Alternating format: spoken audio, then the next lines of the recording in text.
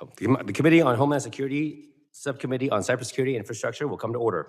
Without objection, the chair may declare the committee in recess at any point.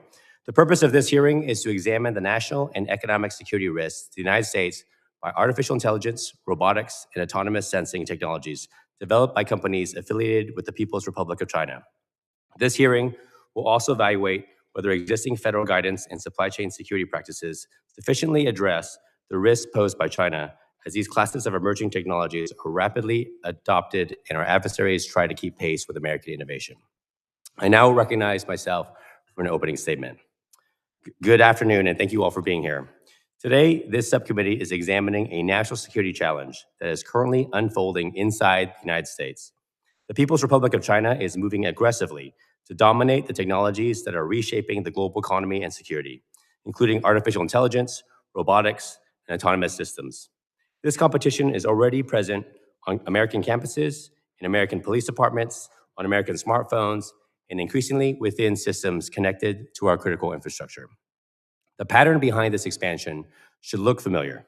Chinese companies replicate or acquire American innovation, benefit from large-scale state support, undercut competitors on price, and then use their growing market presence to collect data and expand Beijing's strategic reach. Washington saw this pattern before in industries such as solar panels, drones, and electric vehicles. We are now seeing it again in artificial intelligence and robotics. I want to start with DeepSeek, because what happened during the past year represents something genuinely alarming that we have not fully reckoned with. In January 2025, a Chinese artificial intelligence company called DeepSeek released a model that rivaled the best systems produced by leading American AI innovators at a claim cost that was a fraction of what American companies invested. The technology world and the market was shocked. Observers called it an AI Sputnik moment. But the real story was not just what DeepSeek built, it was how. Within weeks of its release, American AI companies raised serious concerns that DeepSeek used their proprietary models without consent to train its own through a process known as model distillation. Rather than investing years of effort and billions of dollars in frontier research, DeepSeek appeared to have fed outputs from leading American AI systems into its training pipeline, illicitly reverse engineering the capabilities those companies had developed through legitimate investment. More recently, in February 2026, DeepSeek, along with Chinese AI firms Minimax and Moonshot AI, had reportedly orchestrated an industrial-scale campaign to extract capabilities due to distillation attacks. Further reporting suggested that DeepSeek employees use third-party routers and networks of unauthorized resellers to circumvent existing safeguards and may have sought to override safety protections around biological and chemical weapons research. Let me be clear about what that means. DeepSeek did not simply outcompete American companies. According to these disclosures, it stole from them. And DeepSeek is not just a competitive concern, it is also a data and influence concern sitting on millions of American devices. The application is available today in the Apple App Store. Every interaction is stored on servers located in the People's Republic of China, where authorities can demand access to that data under Chinese law. Researchers have also documented that DeepSeek censors questions related to issues sensitive to Beijing and frequently produces responses that align with official Chinese Communist Party positions. The same concerns apply to Unitree Robotics. Unitree has become a dominant global supplier of robotic dogs and humanoid robots, supported by Chinese manufacturing scale and state subsidies that allow its products to be sold at a fraction of the price of American systems. As a result, these robots are already appearing in police departments, universities, and even parts of the federal government here in the United States. Researchers have discovered vulnerabilities in Unitree systems that could allow unauthorized access to live camera feeds or even remote control of the devices. Additional research has identified weaknesses that could allow one compromised robot to spread attacks to others nearby. Some of these systems have also been observed transmitting operational data back to servers located in China. American companies are innovating and competing seriously in robotics and artificial intelligence, and this subcommittee strongly supports their work. The answer is not to retreat from these technologies. It is to invest in trusted American alternatives, strengthen cybersecurity practices, and prevent federal funds from supporting platforms that put American data and infrastructure at risk and give China an economic and military advantage. The witnesses before us today have direct knowledge of these threats and the larger dynamics at play across these industries. I look forward to their testimony. Thank you. I now recognize the ranking member, the gentleman from Virginia, Mr. Walkinshaw, for his opening statement. Thank you, Mr. Chairman, and good afternoon, everyone. I appreciate the opportunity to discuss the national security risks posed by technological advances in the People's Republic of China. We're living through a period of rapid technological transformation. AI, advanced computing, and digital technologies are reshaping our economy and our national security landscape. The implications are profound, and the United States must be prepared.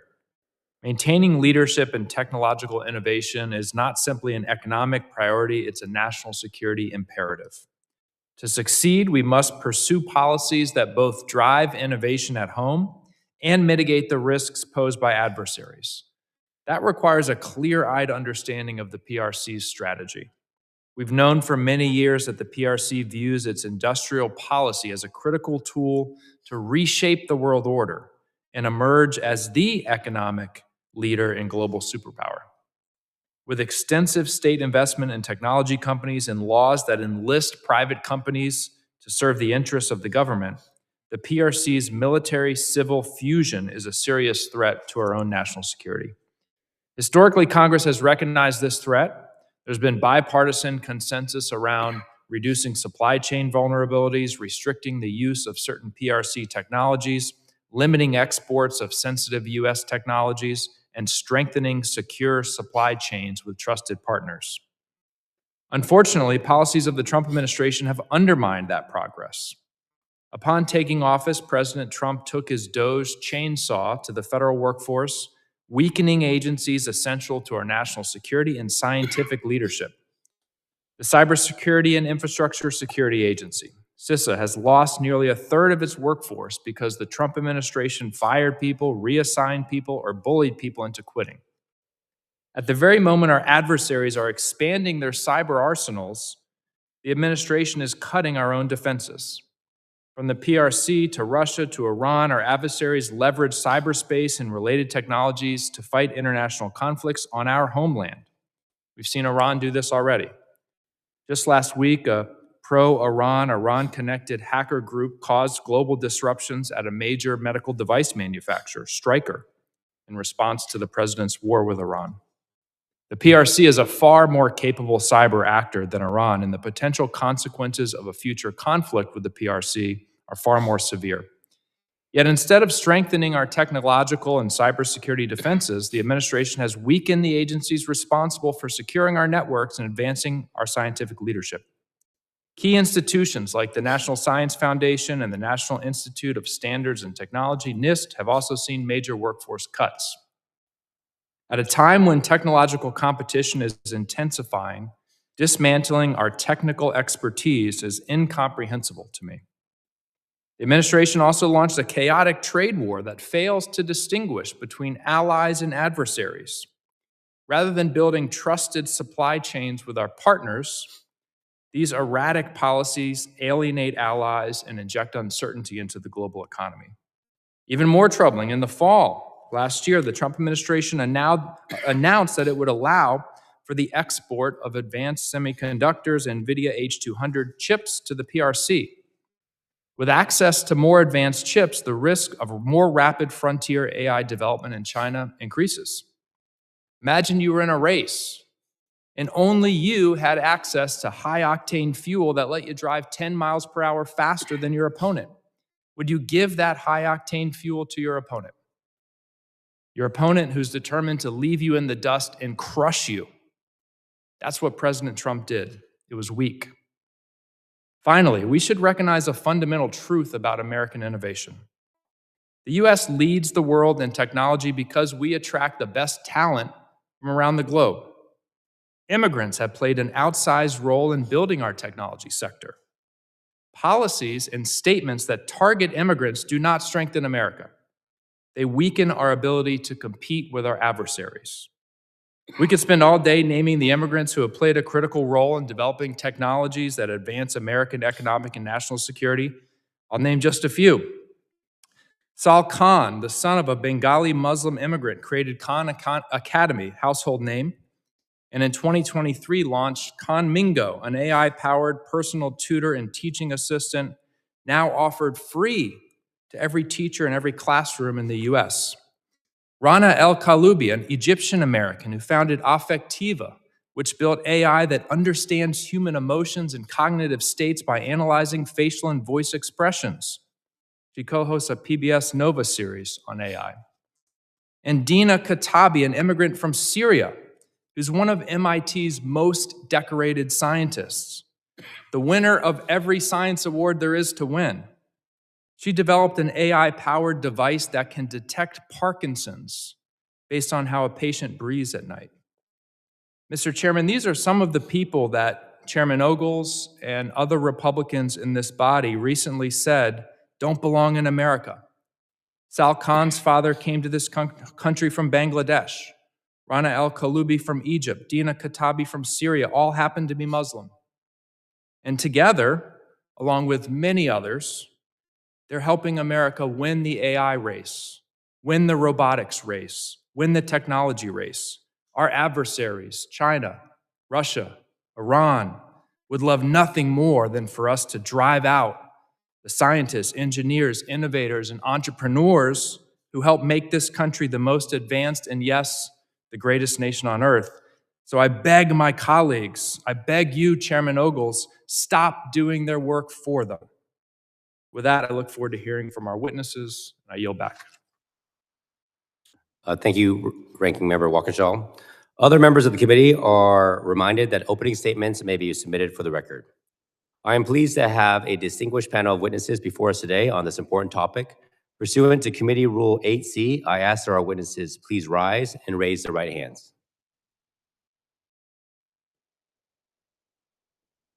Do you solemnly swear that the testimony that you will give before the Committee on Homeland Security of the United States House of Representatives will be the truth, the whole truth, and nothing but the truth, so help you God?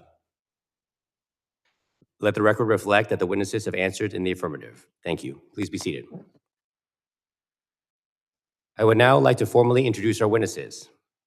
First, Mr. Max Fenkel is the Global Head of Policy and Government Relations at Scale AI, where he leads the company's global engagement on AI governance, data policy, and emerging technology strategy to shape frameworks that ensure U.S. technological leadership and national security while promoting innovation.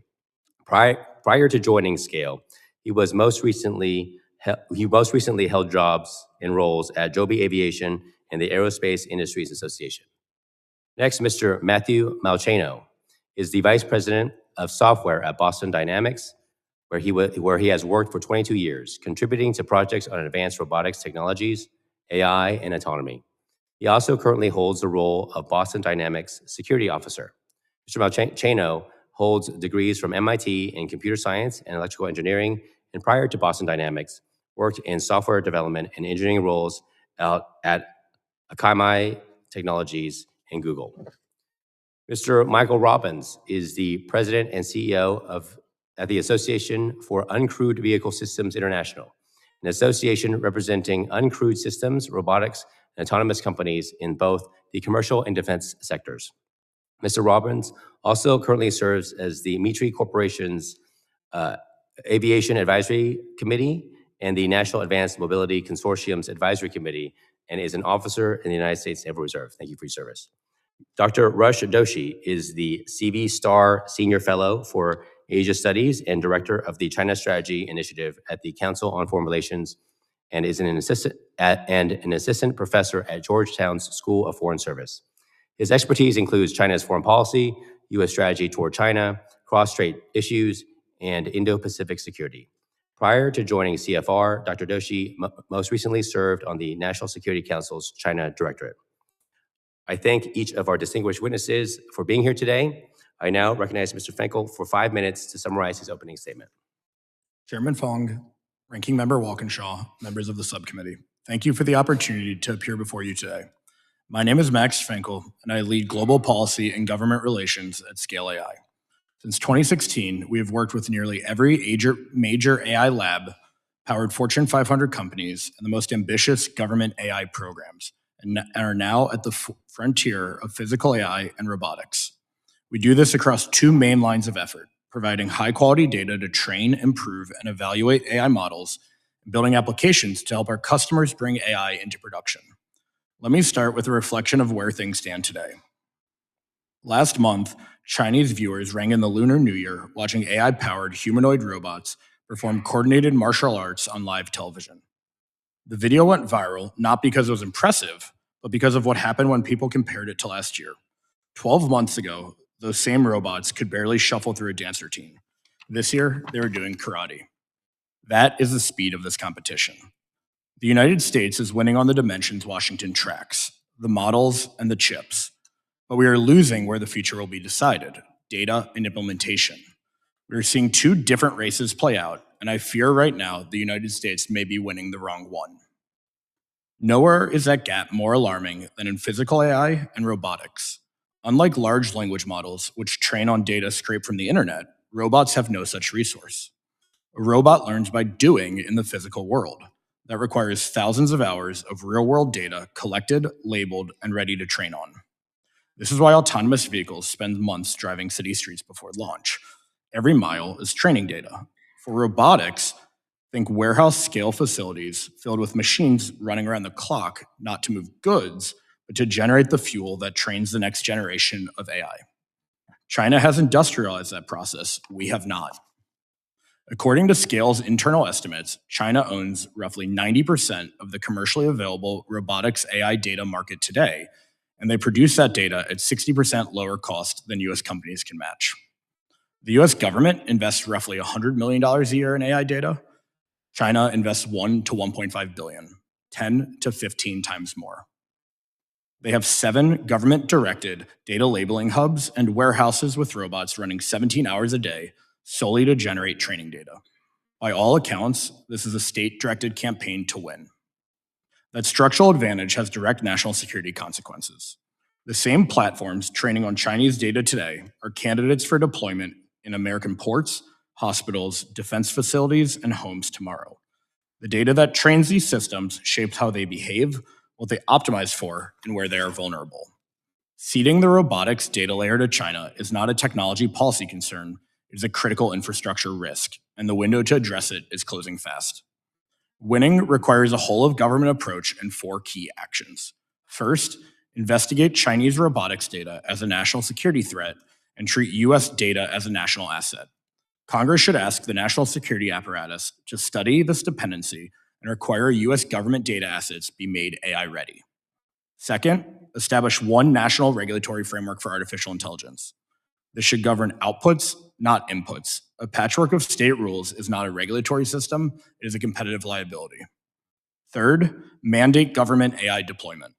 The Department of War has transitioned one AI program of record since 2016.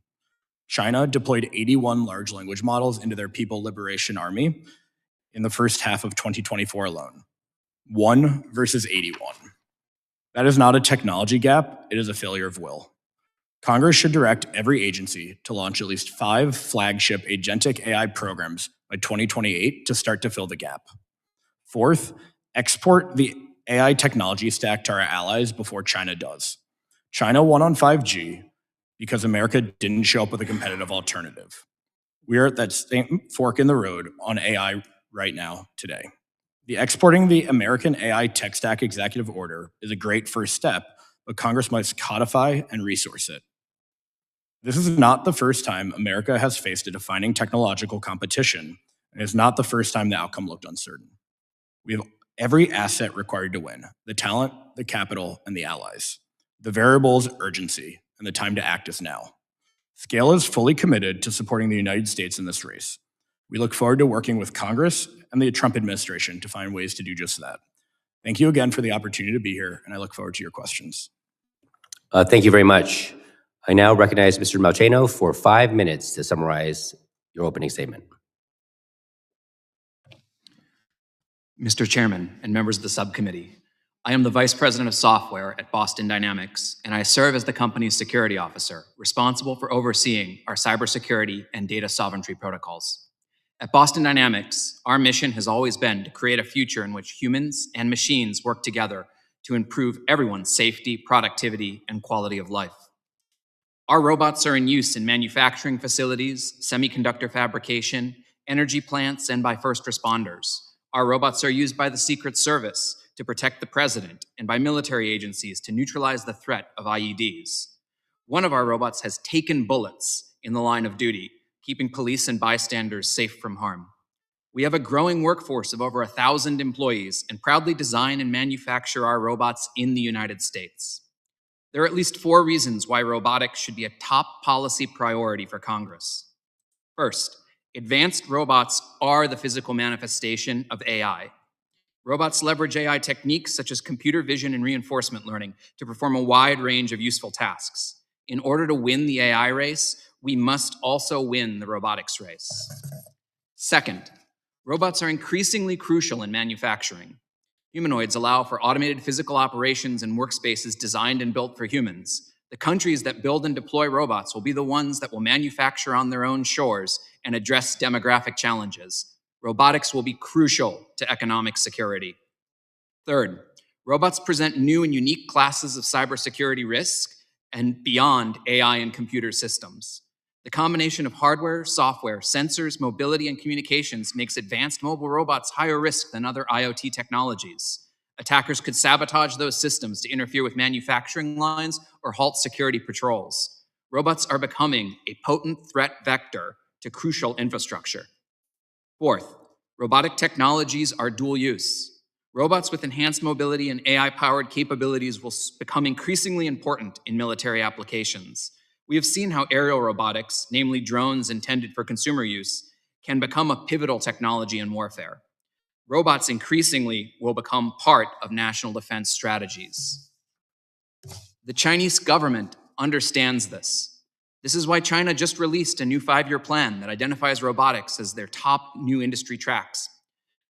The plan envisions transforming virtually every major industry in China by integrating AI-powered robots. It unlocks access to funding and implements policies that drive adoption across industries, creating a flywheel effect for robot AI. As one analyst remarked, this is less an industrial policy for robots than an industrial policy through robots. This government support isn't new. Previous government plans from the past decade outline the many mechanisms and policies that have supported Chinese robotics industry. These plans are already working. China last year adopted and installed 10 times more robots in factories than the United States. China also uses its Little Giant designation to provide companies with government funding and support. One of the companies designated as a Little Giant is Unitree, the most visible Chinese company selling legged robots in the US. Unitree is rapidly capturing market share in the US university research and law enforcement markets. Researchers have reported crucial Unitree cybersecurity vulnerabilities.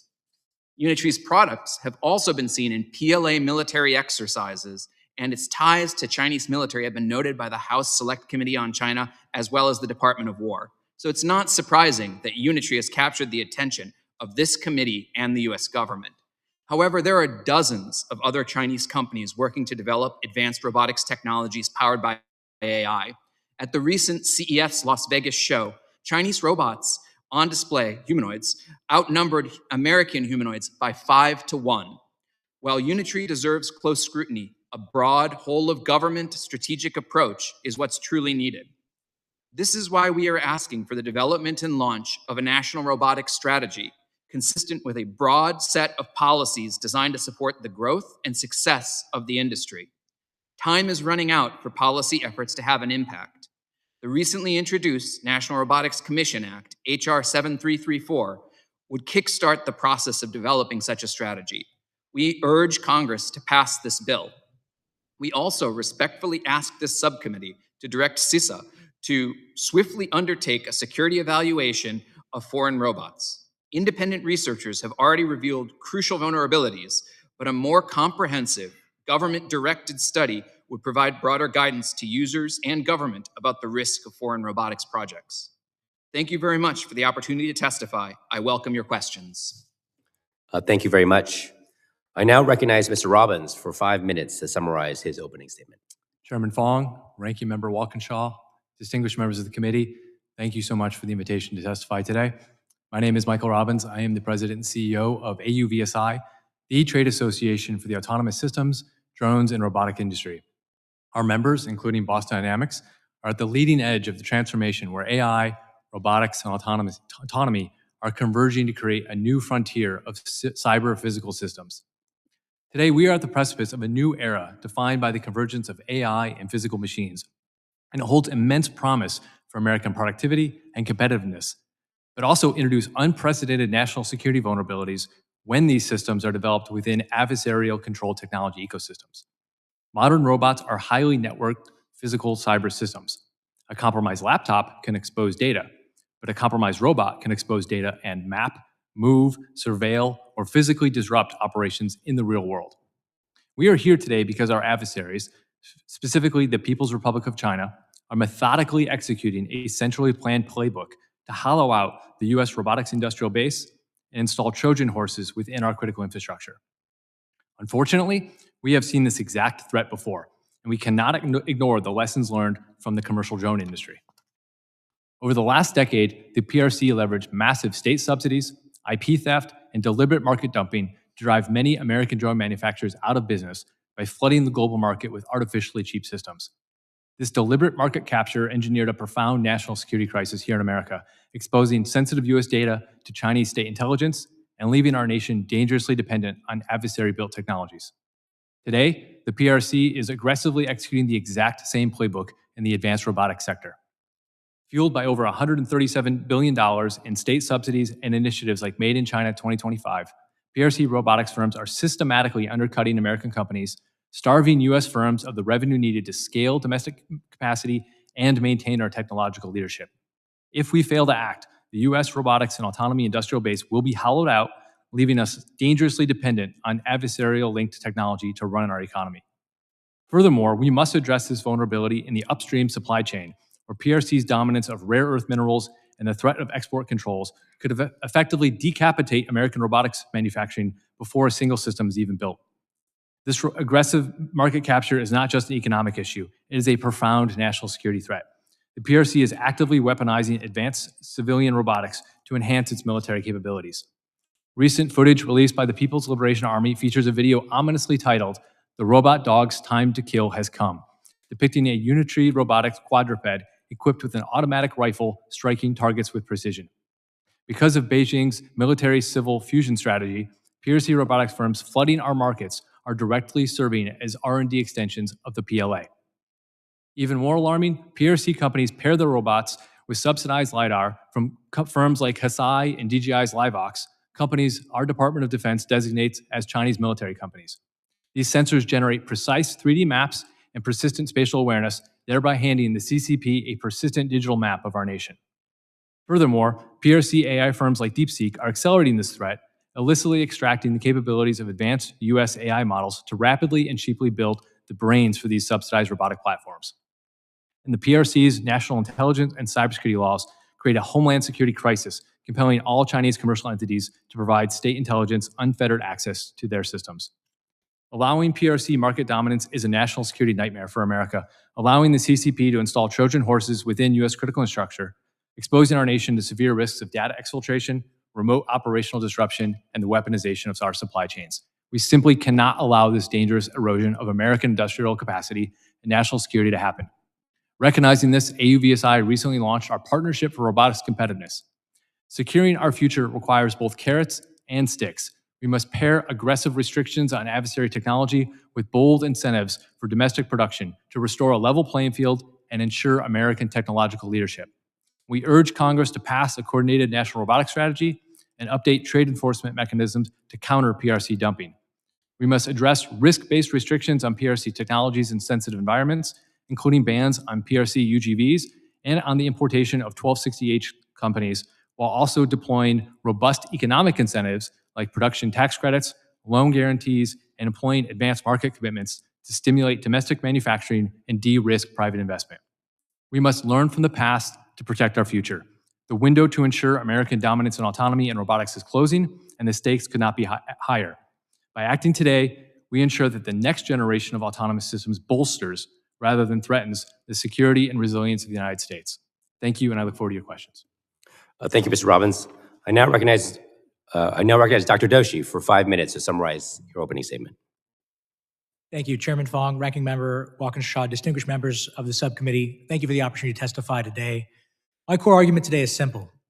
AI and robotics are changing the global balance of power. China has moved faster and achieved more than most Americans realize, but we still have advantages. The question before this subcommittee is whether we will use them before China pulls too far ahead. I'd like to structure my testimony to answer 4 questions. First, what are China's objectives in AI and robotics? The Chinese Communist Party aims to catch up and surpass the West. It believes there have been 4 industrial revolutions that determined the fate of nations. The first was steam power, which brought British dominance. The second was electrification, and the third was mass manufacturing, which brought American dominance. And now we're in the 4th, quantum, biotech, and of course, robotics and AI, which China is determined to win, not just for the sake of prosperity, but for the sake of relative power. That brings me to a second question. How is China doing? In robotics, China increasingly is winning. In 2024, Chinese factories installed roughly 300,000 new industrial robots. American factories installed 30,000. Today, there are now more than 2 million industrial robots working in Chinese factories. In the US, the number is 1/5 that. China is investing in the future. It's pulling ahead in research publications and patent filings and pouring hundreds of billions of dollars into the robotics sector. Just 10 years ago, China imported 3/4 of its industrial robots. So how did all this happen so quickly? Part of it is because China is the world's greatest manufacturer, with 2 times our share of global manufacturing. But a lot of it is because of sustained government focus. China acquired robotics know-how from German companies like KUKA. It protected its home market. It then launched a decade of industrial policy programs like Made in China 2025 to dominate the sector. This year alone, China may spend $400 billion on industrial policy. The US Chips and Science Act, by comparison, provided $50 billion over multiple years. In AI, the story is more complex. China has made AI an industrial policy priority for more than a decade. It's the only country that rivals the United States. Many of its open source models are on top lists for key benchmarks, and it's diffusing those models throughout society. But America is still ahead at the frontier. Unlike in robotics, where China's manufacturing advantages pay rich dividends, China's progress in AI relies on access to compute, that is, access to advanced AI chips. China's own AI companies openly admit this, and reports show that US chips are 4 to 5 times better. They may soon be 17 times better in the next 2 years, that the US has a growing share of global compute. If we surrender this advantage, we will probably fall behind. China has more energy. It added 8 times more power to the grid last year than we did, and it has more talent, but for now, it has less compute. That leads me to a third question. What are the risks of falling behind in robotics and AI? Let me offer 3. First, robotics will be critical to manufacturing. If we lose robotics the way we lost solar panels and batteries and EVs, we will hollow out our American manufacturing ecosystem and become even more dependent on China. We've seen that in rare earth minerals and magnets. It's not wise to put ourselves in that position of dependency. Second, China's national intelligence law, its counter-espionage law, require Chinese companies to cooperate with Chinese intelligence and not disclose that fact to others. That creates espionage risks. These robots are equipped with LiDAR systems, microphones, and cameras that make them mobile surveillance platforms. Already, Unitree's quadruped robots have been shown to have backdoor camera access, and its humanoid robots transmit data back to China every 5 minutes. But espionage is not the only risk. Last year, I testified before this committee on how China was pre-positioning for destructive cyber attack on American power, gas, water, telecom, and transportation infrastructure. We simply cannot employ robots in sensitive facilities from the very country that is targeting those facilities. A third and final risk is that AI and robotics are dual use. China is using American AI tools to launch cyber attacks. It's incorporating armed robots into military exercises. If we fall behind, it means our deterrence will be less effective. Which leads me to the question of what we should do. First, we should extend the ICTS framework that we apply to connected vehicles to cover PRC robots. That limits their importation unless China addresses key vulnerabilities. Second, we should direct CISA to audit where robots and AI models are deployed in critical infrastructure so we know the risks that we face. Third, we should prohibit federal agencies and federal contractors from procuring PRC robotic systems or AI systems. We currently treat American AI companies like Anthropic with more regulatory scrutiny than we treat Chinese ones like DeepSeek. Fourth, we should maintain and strengthen semiconductor export controls, the one advantage we retain in AI, and limit remote access and smuggling. And finally, we should build allied scale to rival China's scale in this sector. That means better terms for allies and partners than for Beijing, and it gives us a chance to bring down costs and reduce China dependence. China believes this is a pivotal moment. They're probably right. We should believe it too. And with that, thank you, and I look forward to your questions. Thank you, Dr. Doshi. Members will be recognized by order of seniority for their 5 minutes of questioning. I now recognize myself for 5 minutes of questioning. My first question goes to you, Mr. Finkel.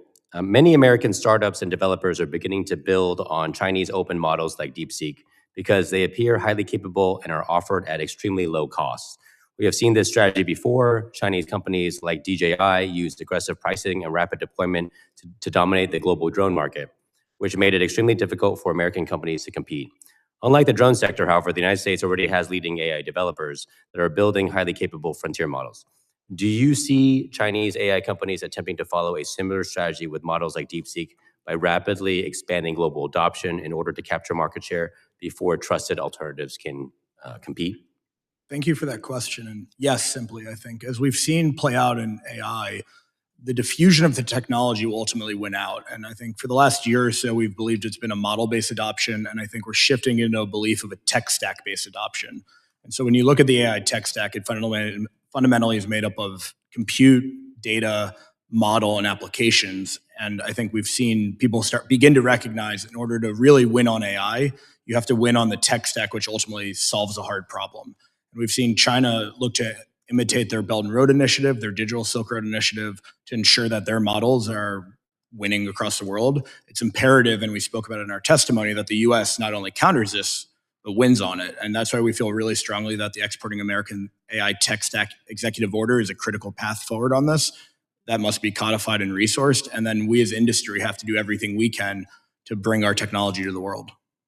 So as a follow-up question, but in terms of censorship and information control by DeepSeek, researchers and journalists have found that DeepSeek censors its own answers in real time, deleting responses related to topics like Tiananmen Square, Taiwan, or criticism of the Chinese Communist Party. In some cases, the model initially generates accurate information, but then erases it and replaces it with a different answer. What risks arise when an AI system that may reflect the information controls and propaganda narratives of an authoritarian government become widely used around the world?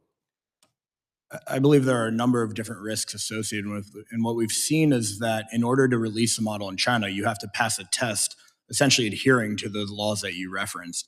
I think Scale as a company is now doing more AI evaluations than nearly anyone else, and we evaluate all of the world's leading models to better understand their capabilities. AI evaluation is an amazing tool for this. It's really important, though, that we're putting models out to the world that we believe have democratic values and ideals and uphold American values. And that's, again, why it's important that we not only match but exceed China's intensity in diffusing our tech globally. Thank you. Mr. Malchenko, unlike traditional Internet of Things devices, robots are not just collecting data. They are physical machines capable of movement and interaction with the environment. If a malicious actor gained control of a connected robot operating in a sensitive environment, such as a research laboratory, industrial facility, or transportation hub, what kinds of physical or operational risks could arise? Thank you, Mr. Chairman. Those risks are very similar to the kinds of risks that would happen if you allowed someone into your environment that was a hostile person, right? And so that robot could go around, manipulate things, look at things. To make that very realistic, if you had an assembly line, that robot could destroy the assembly line or otherwise take malicious photos of materials going through. So in many ways, a robot represents a kind of risk that is beyond the passive risks of IoT devices compromised. Oh, thank you. Mr. Robbins, we've already seen what can happen when Chinese technology rapidly dominates critical markets, like I mentioned with DJI drones. What lessons should policymakers take from that experience when thinking about AI systems, robotics platforms, and autonomous technologies developed by Chinese companies? Yeah, thank you for that question, Mr. Fong. The number one lesson is don't wait till the problem is upon us and we get behind. Take action now to level the playing field for U.S. robotics and AI companies and autonomy companies so they can compete globally on a level playing field now instead of having to fight from behind like American drone companies are doing today. There are policy actions Congress can take. There's actions the executive branch can take now with existing authorities to level the playing field. We spell those out in our Partnerships for Robotics Competitiveness white paper. Let me throw this out to everyone, but in terms of procurement, should Congress consider a policy similar to existing restrictions on Huawei or DJI, where certain Chinese technologies are prohibited from procurement by federal agencies? I got 15 seconds, so maybe I just open it up to everybody. Absolutely. Yes. Yes. Yes, in line with the things that is done in the past with DJI. Yes. Thank you. With that, I now recognize the ranking member, the gentleman from Virginia, Mr. Walkinshaw, for his 5 minutes of questions. Thank you, Mr. Chairman, and thank you to our witnesses. Really powerful opening statements. I want to start just on international collaboration and supply chains. And we know, and you all ably outlined the ways in which the PRC's threats pose a significant challenge, not just to the United States, but to our allies around the world. And while we have significant resources and capabilities that perhaps we need to do a better job of bringing to bear, our allies also have resources and manufacturing capabilities and supply chain capabilities that could help us in this effort. Dr. Doshi, your testimony discusses the importance of working with allies like Japan to develop alternative supply chains to avoid reliance on the PRC. Can you just elaborate on the importance and maybe the opportunity of international collaboration in combating PRC supply chain risk? How can we ensure that our policies are implemented in conjunction with key allies and partners around the globe? Well, thank you very much for the question, Ranking Member Walkinshaw. Let me begin with one quick point, which is that China outscales the United States when it comes to manufacturing. They are 2 times American manufacturing value add. How do you deal with a competitor that outscales you in manufacturing? The only way is to add up American manufacturing with allied manufacturing. Collectively, that block completely outscales China. So what I'd like to see is a preferential system, a trading block, if you will, among allies, where we lower the barriers to each other and raise them against China so that we have a chance to sell to each other and build scale within our own collective market. Right now, there are allies like Japan, which dominate key inputs for the robotics industry.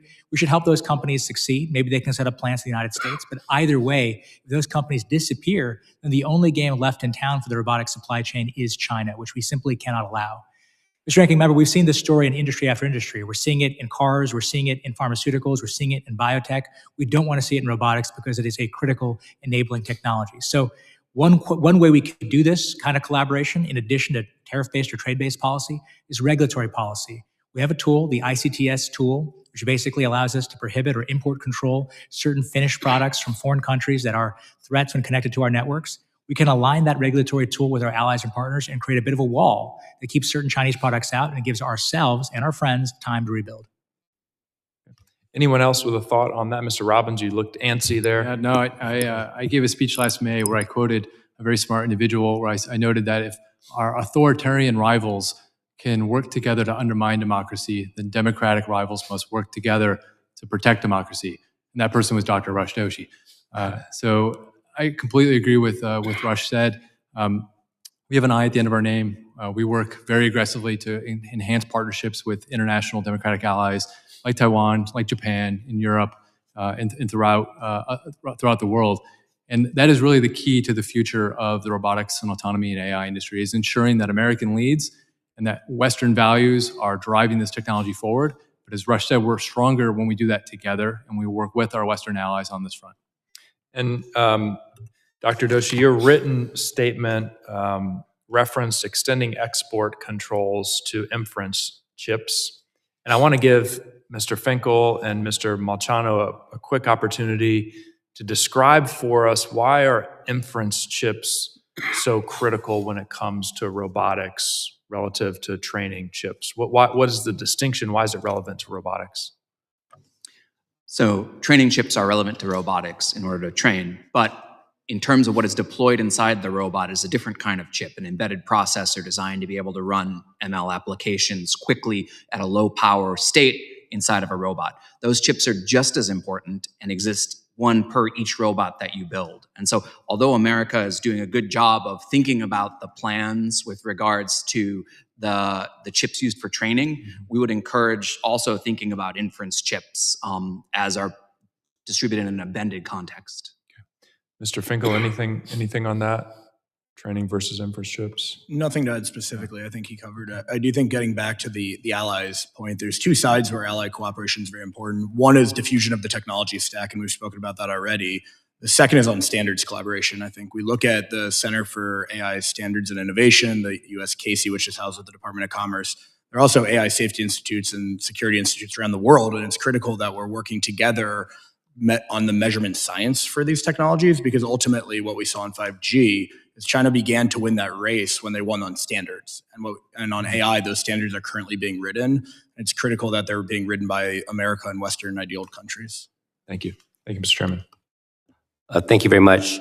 Maybe we'll do one more round of questions, and then before we conclude this hearing, wanted to follow up on the last question I asked in terms of procurement. You certainly all answered in the affirmative that we should have a policy restricting certain technologies from procurement by federal agencies. Wanted to ask about the supply chain then in that aspect. China has spent years positioning itself at key points in global technology supply chains. In a geopolitical crisis, what technology supply chain choke points could China potentially exploit to pressure the United States or our allies?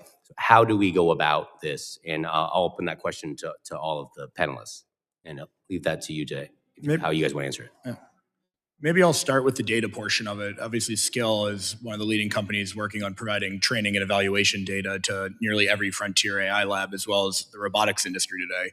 We work with a number of robotics companies and have done over 250,000 hours of robotics data to those companies. What we've seen today, though, is still China owns 90% of the commercially available AI data market for robotics, and obviously the cost is much higher at about 60%. And so that is a massive dependency on the Chinese supply chain, and obviously during a geopolitical context, that can become an issue. You just make sure you said 90%? That's based off our internal estimates, yes. And so what we've seen is that in a geopolitical context, that's a big issue. And so in our testimony, we've asked the national security apparatus to begin to look into this dependency, and then also not only counter but exceed their intensity on data. They're outspending us tremendously. They value this far greater. And so as we look at it, every federal data asset should be made AI ready. Every asset that can be open source should be open sourced. And then ultimately we have to value data as a critical part of the supply chain. Yeah, I'll just add, sir, that as I said in my opening statement, it has to be a policy of both carrots and sticks. And you asked previously about the restrictions, and that's an absolutely critical piece of getting this right. There also have to be incentives to scale domestic manufacturing to break some of those critical chokeholds. One good example where there is some good work being done right now is in the area of rare earth magnets. We experienced this in real time in our industry last year in May when China began throttling export controls on rare earth magnets as part of the broader trade war with China between the US and the US. That was sending shockwaves through our industry because, as I mentioned in my critical statement, without those rare earth magnets, we're not building robots, we're not building drones. We're also not building Columbia-class submarines or F-35s. It is a critical dependency on China. So in the United States, companies like Vulcan Elements have worked with the US government to leverage existing tools like the Office of Strategic Capital and leftover funds from the CHIPS Act to drive scaling manufacturing here in the US. We need to double down on that in a significant way, both in that industry as well as other industries as well, including in batteries, in lithium and graphite, some of the critical minerals that make up batteries as well. Thank you, sir. Mr. Chairman, I'll just add one quick point. I agree with what Mr. Robbins said. Right now, if we were to just do a blanket prohibition on Chinese robots, it would be effective in securing elements of our national security. Of course, those robots are cheaper than the ones that we make here at home. So the question then is, what do we do about that price differential? That is where the government has to step in and provide a solid industrial policy framework to help drive this industry. And let's just look at the historical record. Again, 10 years ago, China was not a leader in robotics. They were importing most of their industrial robots, more than 65%. Today, they produce those robots at home. And the way they did that was a careful combination of market restrictions and market access protection combined with industrial policy. So some combination of those tools will have to be in our toolkit going forward. I'd just like to add that the supply chain for robotics is very broad and involves many high-tech areas, which is all a reason for us to consider the national strategy as a way to create a central point of contact for both sides of that supply chain to interact with the US government and figure out the best ways to make that move forward on American soil. Then on that note, is it possible then, I mean, the phrase decouple, but is it possible to nearshore or decouple from China in the context of supply chain? It is possible. It will take time, and it requires, as the other witness said, a concerted national strategy. If we go about this in a sort of one-off way here and there, we won't get there, and we won't get there in time. Mr. Chairman, if I could just add one point. China still has its own dependencies in its robotic supply chain, dependencies not just on our chips, but on certain products manufactured in Japan. So when we think about the overall supply chain, we should think, where do we have advantages and choke points that we can harness? Where do the Chinese have choke points, and how do we mitigate those choke points? Any of the other two, do you have anything to add? You want to jump in? I think the only thing I'd add to that is, as we look at the supply chain, we have to recognize all aspects of it. We typically focus on the platform-based aspects of it. Obviously, from the scale side, we definitely would recommend that we also include the data supply chain in there, just given that AI ultimately is only as good as the data that it's trained on. I'd also just add that in terms of a national strategy, demand side activities like encouraging the additional use of robots in the federal government, as well as incentivizing people to adapt robots and adopt their industries for the coming high-tech future, are all key ways for us to push that supply chain to produce on American soil. Thank you. Well, I want to thank the witnesses for your testimony and for the questions from the ranking member. Critically important short-term, long-term challenges that we need to address. And we need to take care of these issues in real time. So thank you for your expertise. Members of the subcommittee may have some additional questions for the witnesses, and we would ask the witnesses to respond to these in writing. Pursuant to Committee Rule 7E, the hearing record will be held open for 10 days. Without objection, this subcommittee stands adjourned.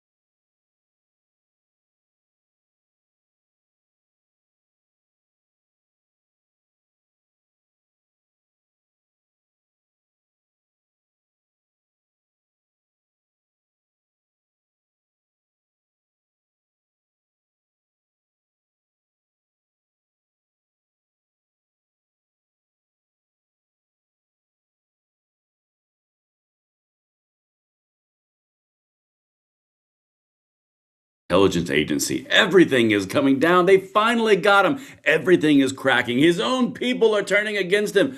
Only one tiny, itsy bitsy smidgen of a problem with that narrative. Just like everything else the liberals do, they're wrong.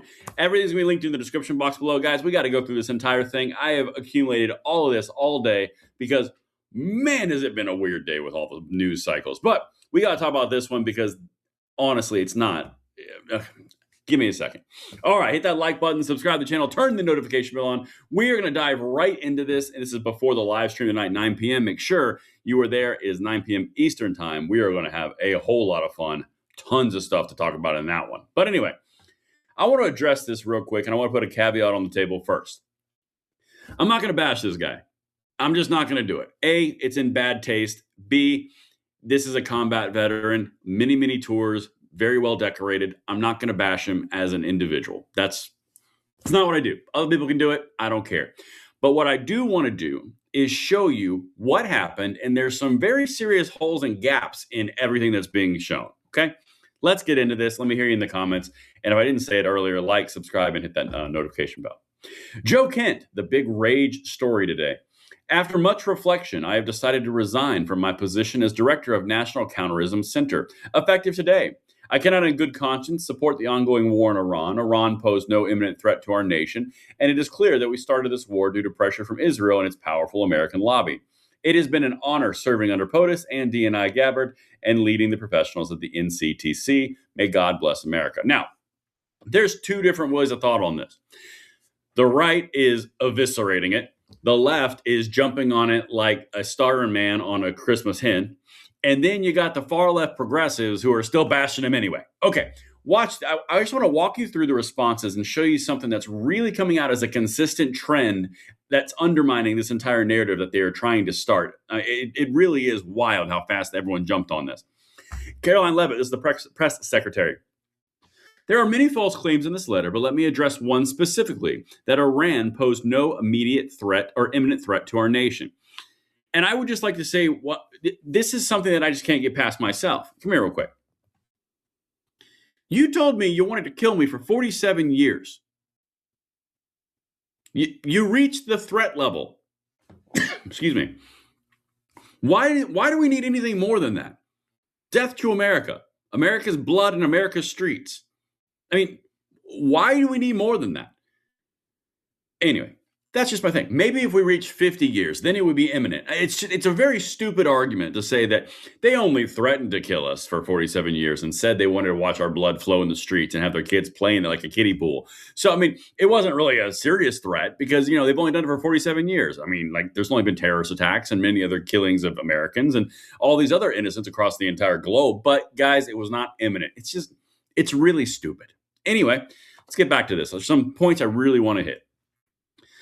This is the same false claim that Democrats and some in the liberal media have been repeating over and over. That is 100% true. This evidence was compiled from many sources and factors. President Trump would never make the decision to deploy military assets against a foreign adversary in a vacuum.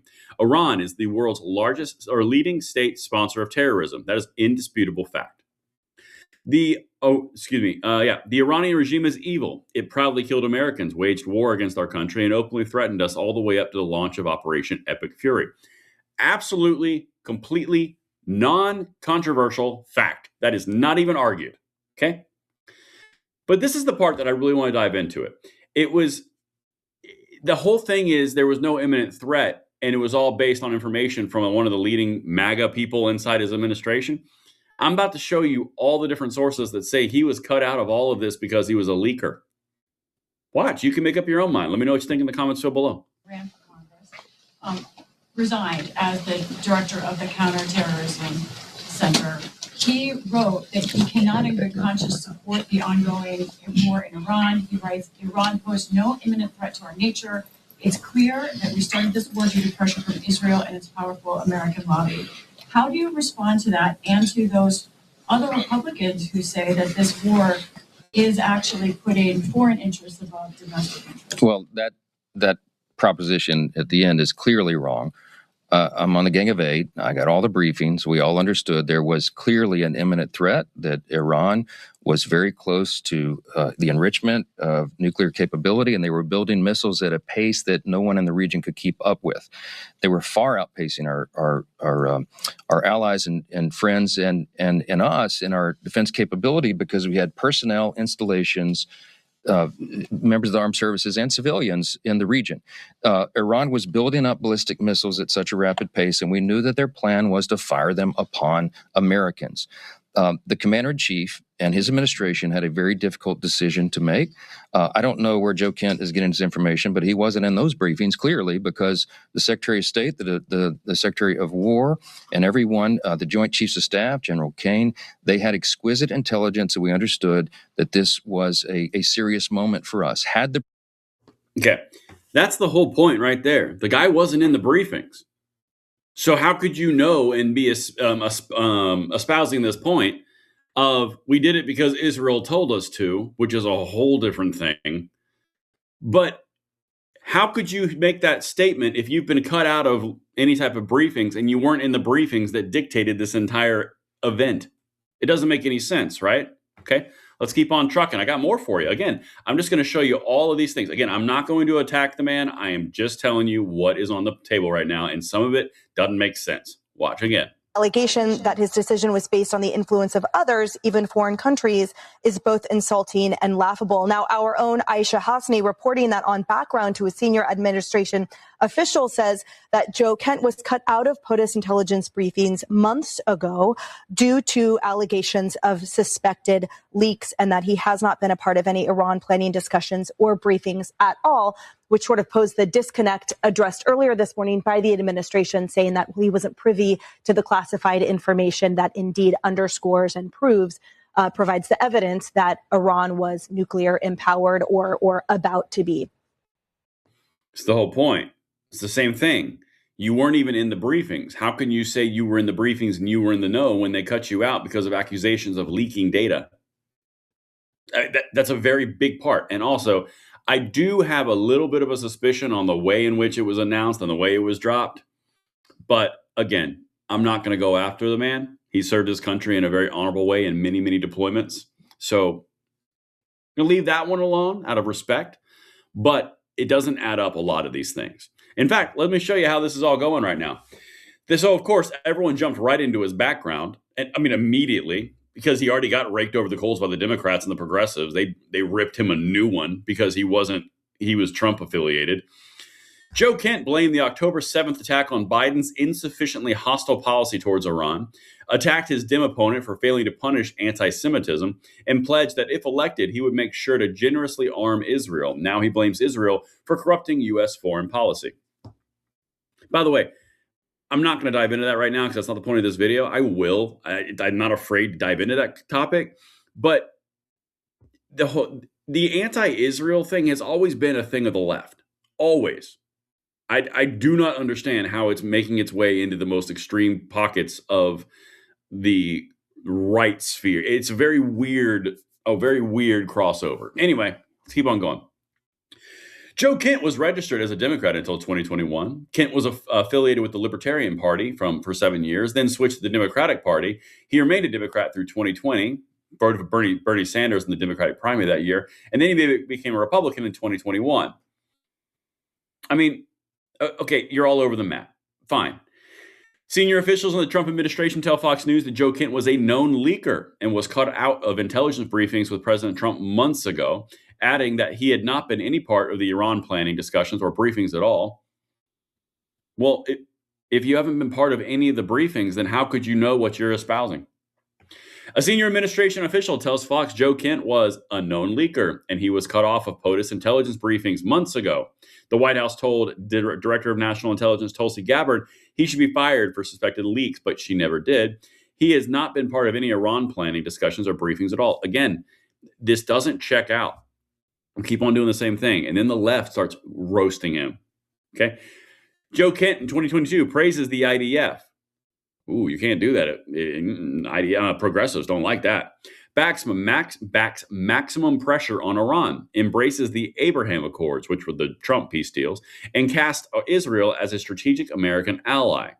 Joe Kent in 2026, Israel pushed America into multiple wars since 2000 and is indirectly responsible for ISIS murdering my wife because his wife had fallen at the hands of terrorists. Another reason I'm not going to hit him personally, but this doesn't check out. And the far left is, I mean, they're doing what they do at Vox, VOX, as in Victor Oscar X-ray. Anti-war anti-Semitism is still anti-Semitism, proving that even when you go after Donald Trump, the far left progressives still hate you.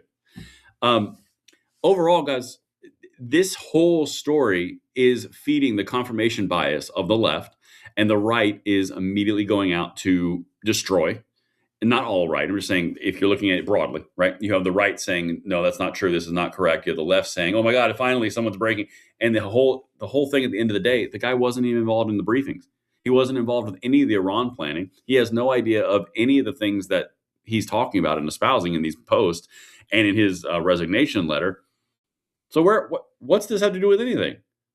It does not support the confirmation bias of the left, and it does not support the confirmation bias of the right. All it does is say, hey, factually, this guy wasn't in any of the briefings. What he's saying is not correct. I don't know. That's just my take on it. Let me know what you guys think in the comments below, and I will see you on the live stream tonight. I'm Braden. Later.